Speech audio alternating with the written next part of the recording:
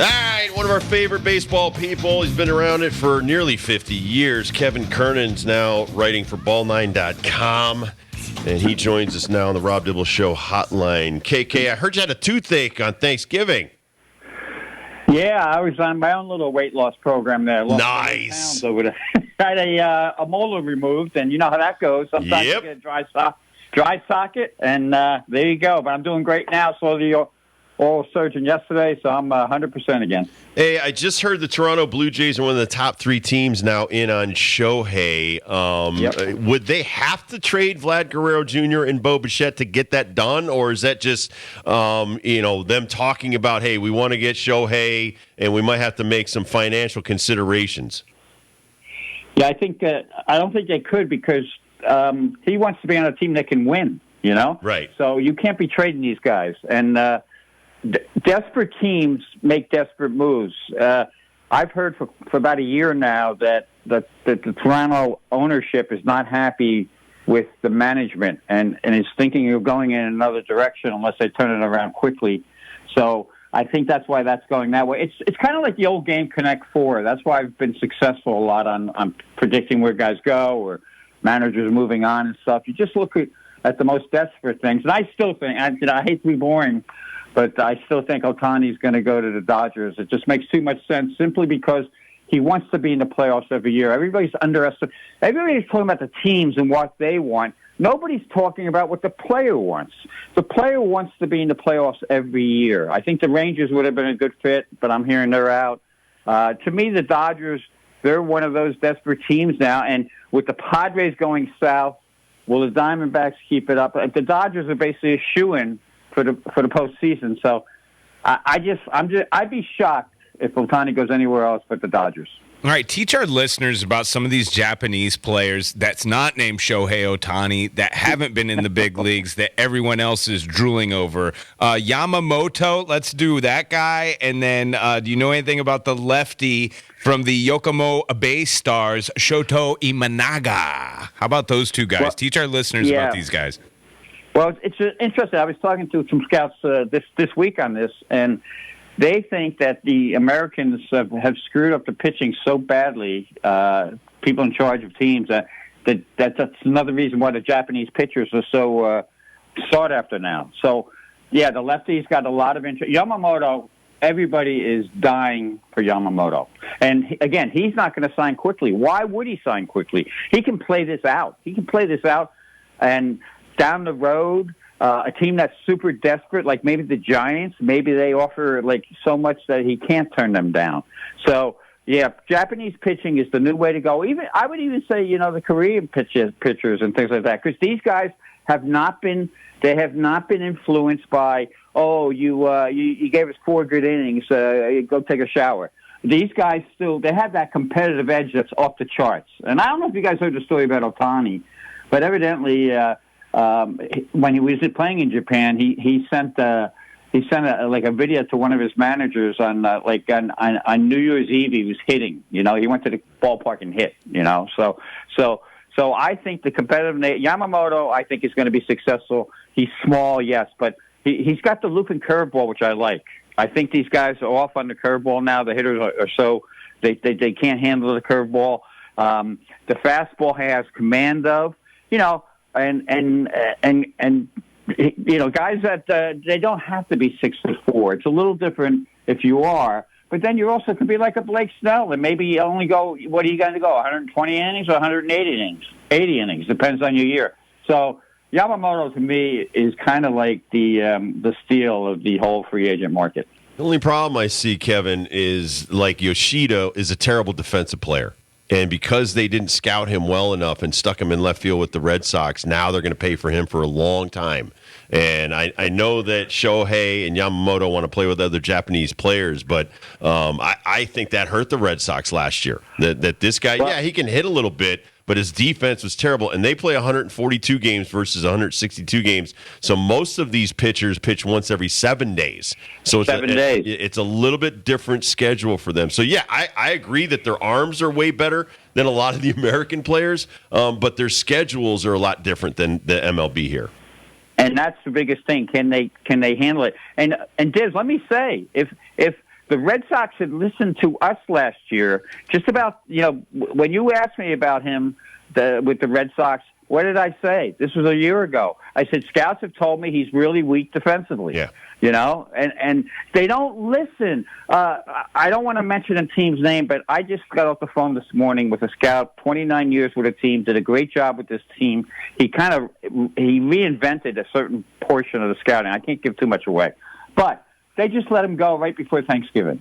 Jeez. These analysts are taking over. Yep. They don't care what other people think, and they're going to do it their way.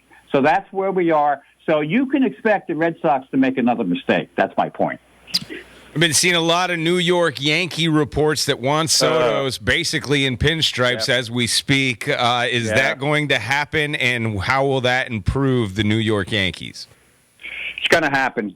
Again, Connect 4.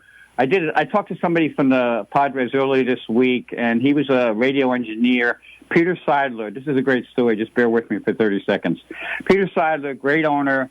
He brought up some sweaters for the guys, the talent on the radio broadcast. He forgot to bring one for my friend Dave Marcus. And he said to Dave, hey, what's your size? I'll get you one in a day or two. And Dave just gave him his size, thinking, it's not going to happen. Not going to happen. These people all forget. It always goes to the talent. 2 days later, Peter Seidler, the owner of the Padres, shows up with a sweater. That's the kind of owner this guy was. He paid attention. He cared. Unfortunately, of course, we all know he died of cancer. Well, we think it was cancer. That seems to be what it was about a week ago. But I think the Padres are in such desperate shape. They've lost their heart and soul. They're gonna sell off. They're getting tired of Preller. It's the best move for the Yankees, and it's the best move for Preller. Plus, the Yankees, from what I'm hearing, have number 22 reserved. That's a little joke. I don't know if you've been following the Yamamoto stuff. I saw 18 for the Mets yesterday. Mets have 18. Exactly. They didn't use it this year. Who the hell wants 18 on the Mets? I don't even know anybody that's like 18 in the big leagues. But those are some funny rumors. But Soto's a good fit. Because here's the problem with Soto, and again, this is why you guys have me on inside information. People that know he's a pain in the neck in the clubhouse. It's all about him. He gets mad when other guys make noise and do things like that. He's a little immature. That happens. Him being around Aaron Judge will help him tremendously in the batting order and in the clubhouse. So I think this is one of those moves. The Yankees have surplus pitching. Preller's not going to get much for this guy with him being on a one-year contract, Scott Boras being his agent. And the other thing I find interesting there is with Bellinger and Soto, Scott very rarely puts his two guys, when he has two hitters, he very rarely puts them in the same team. He spreads them around. Now, obviously, he has no control over Soto till next year. But if Soto becomes a Yankee, does that mean Bellinger's still going to go there? To me, it's a no-brainer. The Yankees are so desperate, getting back to my original thought, that Brian Cashman, he's been bothered. I've had people tell me all summer that he was so distraught over how he was treated by the fans in Yankee Stadium when he was walking around and he saw him and he showed up or whatever, booze, that I think he's so desperate he'll go back to 2009 mode, and Howell will as well. And if they could get all three of those guys. I don't think they will. But if they could, they would. So you're going to see the Yankees make moves. Soto's a no-brainer. He'll be good for the ballpark. Will be good for him. Again, he's not a great left fielder, so that's something. But the Yankees are so desperate; they need him so badly. Aaron Judge needs him so badly; it's worth the gamble. Carlos Mendoza is your new Mets coach, so they needed a bench coach over in New York with the Yankees. It's Brad Ausmus. I'm a big Ausmus fan. He's a Connecticut guy. Great baseball mind. Your thoughts on Brad Ausmus being the new Yankees bench coach? Yeah, great question. I'm glad you asked that because I had Ausmus as a player when he was a player way back when. So he's very smart. He's one of these guys. He's so smart. Didn't he go to Dartmouth, I think? Yes. He'll fit right in. Yeah. So, no offense to Dartmouth, but, sometimes you get the feeling to look down upon you, but that's just his personality. He's kind of a quieter guy. He's a good guy. Ausmus is. They got two baseball people. That's what I can tell you. They got two catcher and an infield guy. One day I was in the Yankee dugout and I was up there early because you always show up early, and I saw on the field Mendoza was putting little baseballs in different spots where the positions were, and I said, "What are you doing there, Carlos?" And he goes, "Well, I'm getting my vantage point." This was visiting dugout. I'm getting my vantage point so I can correctly tell my guys where to move and I'm getting the ball as a reference point. So that's an attention to detail thing that I like. So I think the Mets did well by heart. Now, can he manage? I don't know. But he's a good people person. People love him. And the combination of having him and Awesomeness. Also, let's not forget, because it is a national game, who is the Mets' best young player? Venezuelan catcher. And they love Carlos Mendoza, who's from Venezuela.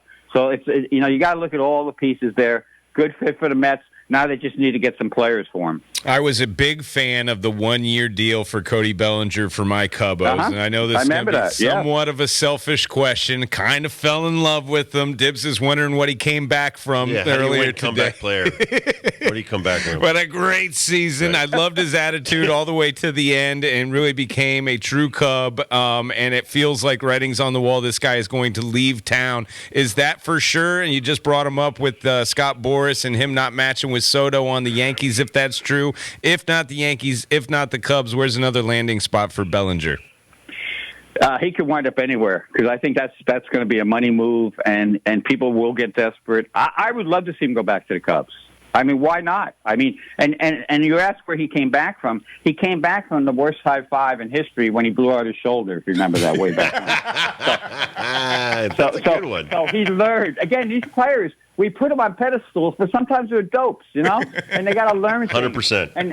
And one thing that and this is me, everybody's going, oh, his hard hit rate was down. I like the fact that he made contact and made that adjustment. It made him a better player. Yep. The nerds don't know anything. You can't measure everything off numbers. So I think again, it's great. He'd be great for the Yankees.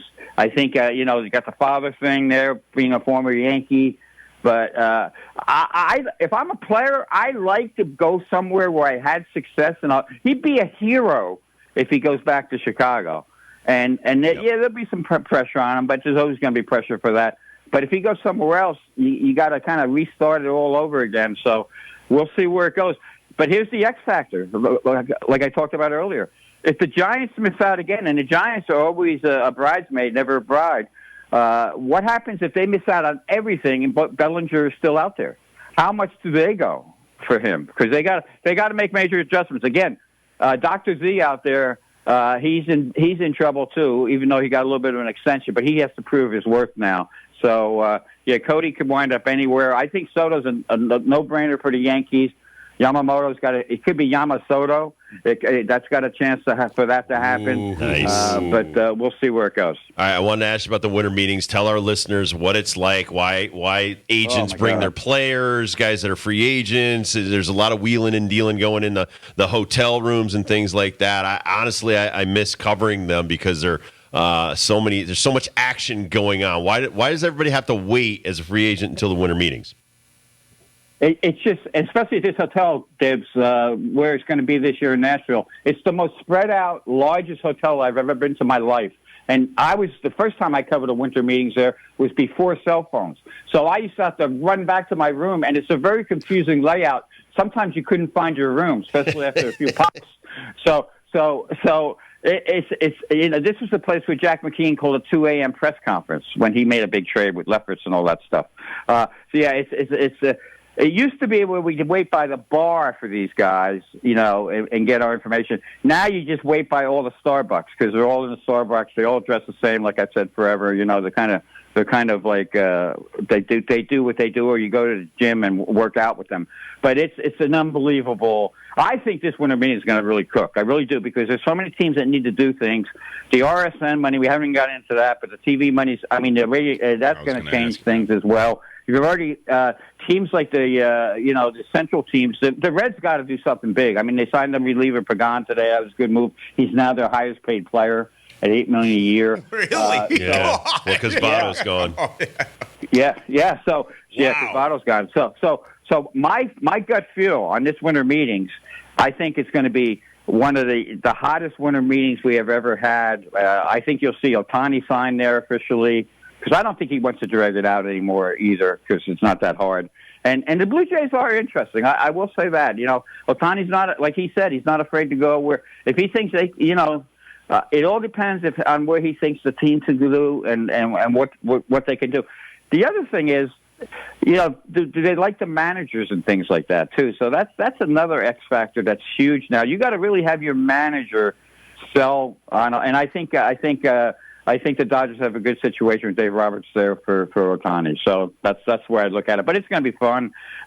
Cell phones now, so it's going to be a lot easier to cover. And again, my advice to these guys is write your room number down and find out how you get back there, because it's almost like the Pentagon. I would say it's the Pentagon of hotels. That's how you try to find your room. I used to always put a Sharpie with my room number on the back, because if you have too many pops, you forget what room am I in. Leave some bread. Exactly. When you spend your life in hotels, yes, they all look the same. Absolutely. Kevin Kernan, you are a gem. Thank you so much, and enjoy the rest of the holidays. Thanks, guys. Thanks for having me. Take care. And hey, let's hope the Cubs do something. And it was also it was a year ago today. I just want to remind you guys, because remember I picked the Rangers to win it all. Yep. It was a year ago today that they signed Corey Seager. So get ready. Awesome. Kevin, you're the best. Thank you, sir. Thank you, Kevin. Bye-bye. Coming up next, first dibs question of the day.